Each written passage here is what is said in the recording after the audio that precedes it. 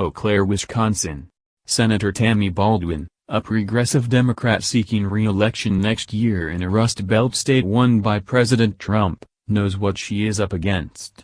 Republicans hold their strongest statehouse majority in decades here, and hundreds of small communities flipped to Trump after voting for Barack Obama in 2012. Then there's Governor Scott Walker, who fires volleys of accusatory tweets at Baldwin and appears likely to seek a third term, putting polar opposites on the same ballot in November 2018. Baldwin's answer is to echo the hard-luck economic message that propelled the candidacies of Trump and Senator Bernie Sanders, Vermont, assert a Democratic vision that takes account of the little guy, and outwork all prospective challengers. The common thread is economic populism and how we get ahead, Baldwin said here after a public discussion of prescription drug pricing.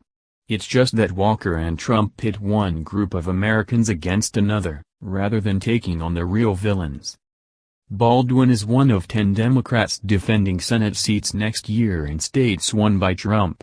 Their races are critical to the party's hopes of overcoming a 52-48 GOP Senate majority in a year when only 9 Republican-held seats are in play. They are betting on Trump's unpopularity in the midterm bounce that typically goes to the party out of power in the White House.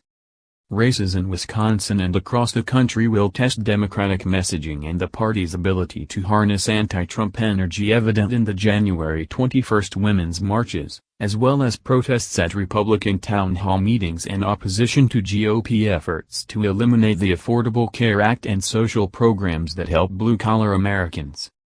Baldwin, for one, is also learning from mistakes that helped make Hillary Clinton the first Democratic presidential nominee to lose Wisconsin in 32 years. She aims to rebuild the 2012 coalition that first got her elected to the Senate, including farmers and working-class voters who turned to Trump. No prominent Republican has yet entered the Senate race to challenge her. The intensity flipped on November 9. The light switch went on our side, said Representative Ron Kind, a moderate Democrat whose western Wisconsin district includes Eau Claire. The best thing that happened to Tammy's re-elect was Trump winning the White House. All the focus is on them now, and their agenda and how bad it is and what a rough start they're off to.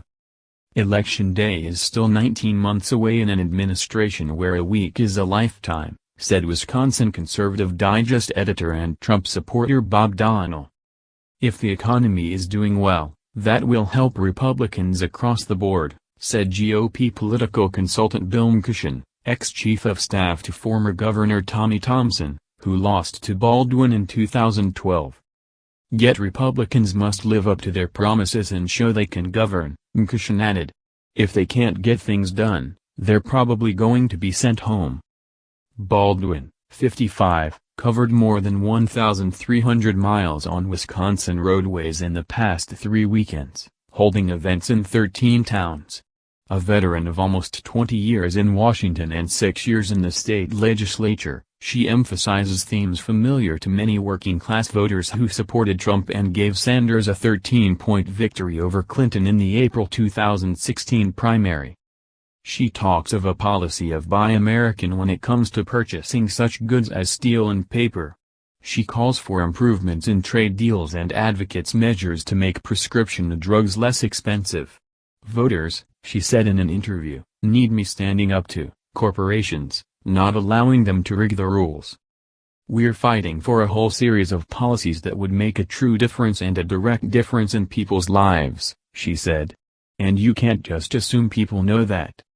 At a recent White House reception, Baldwin told Trump she wants to work with him on a Buy American policy. His answer? I know he said the word great several times, she laughed. It was encouraging. After losing the 2016 primary, Clinton did not return to Wisconsin. In November, she received 238,449 fewer votes than Obama did 4 years earlier. Trump received about 3,000 fewer votes than Mitt Romney did in 2012, but defeated Clinton by 22,748 votes.